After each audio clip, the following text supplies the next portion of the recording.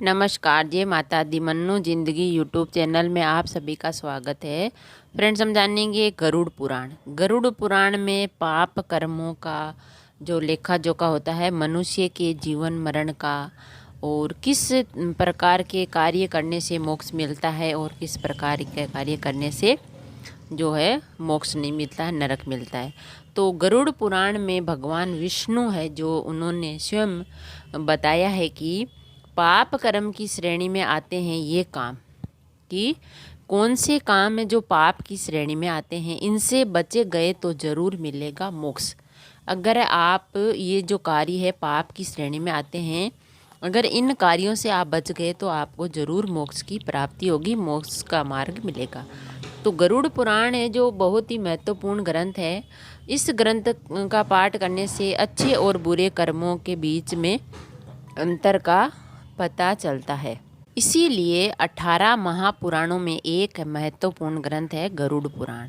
तो इसका पाठ घर पर किसी परिजन की मृत्यु के बाद किया जाता है, और किसी की मृत्यु के बाद घर में 13 दिनों तक गरुड़ पुराण का पाठ करने से जीवात्मा को सद्गति की प्राप्ति होती है और परिवार के लोगों को भी अच्छे बुरे कर्मों के बारे में पता चलता है। गरुड़ पुराण अच्छे कर्म करने के लिए प्रेरित करता है।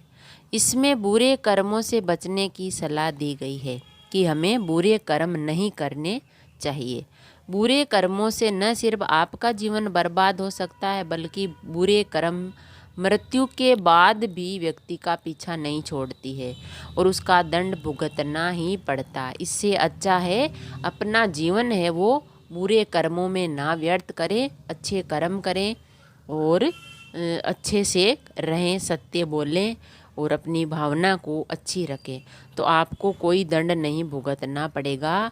लेकिन जो व्यक्ति जो लोग बुरे कर्म करते हैं, उनको मृत्यु के बाद भी उनका बुरे कर्म है जो पीछा नहीं छोड़ते हैं, उनको दंड भुगतना ही पड़ता है। तो गरुड़ पुराण में भगवान विष्णु कहते हैं कि हमें अच्छे कर्म करने चाहिए और बुरे कर्मों का फल तो जरूर मिलता ही है। गरुड़ पुराण में भगवान विष्णु द्वारा बताया गया कि बुरे कर्म वाली जीवात्मा को मोक्ष की प्राप्ति नहीं होती और उससे अलग अलग योनि में जन्म लेकर संसार के चक्कर काटने पड़ते हैं।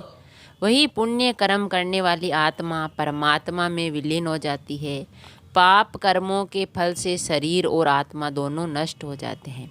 इसीलिए गरुड़ पुराण में कुछ कामों को करने की विशेष मनाही है कि कौन से कार्य है वो हमें नहीं करने चाहिए, वरना बार बार अलग अलग योनि में जन्म लेकर हमें वो है जो कर्म करने पड़ेंगे और चक्कर काटने पड़ेंगे, और वही पुण्य कर्म करने वाली आत्मा परमात्मा में विलीन हो जाती है और पाप कर्मों के फल से शरीर और आत्मा दोनों नष्ट हो जाती है।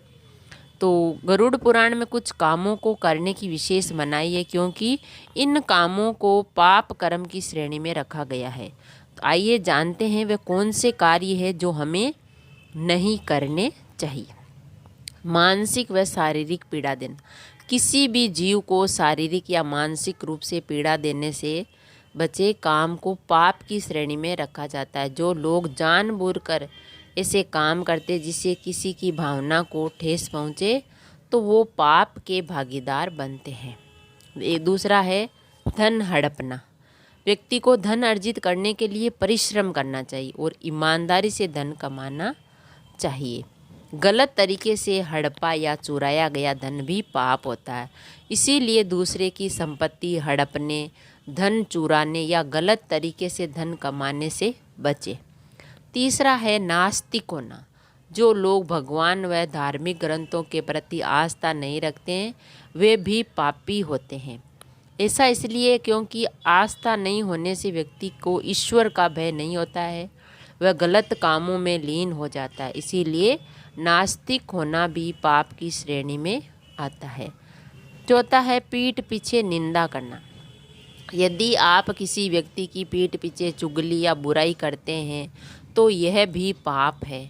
आप भले ही यह काम हंसी मजाक में क्यों ना कर रहे, लेकिन कोई ऐसा व्यक्ति जो वहाँ मौजूद ना हो और उसकी चुगली या बुराई करना भी पाप होता है। तो फ्रेंड्स, गरुड़ पुराण में पाप कर्म की श्रेणी में आते हैं ये काम: पीठ पीछे निंदा करना, नास्तिक होना, मानसिक और शारीरिक पीड़ा देना और धन हड़पना।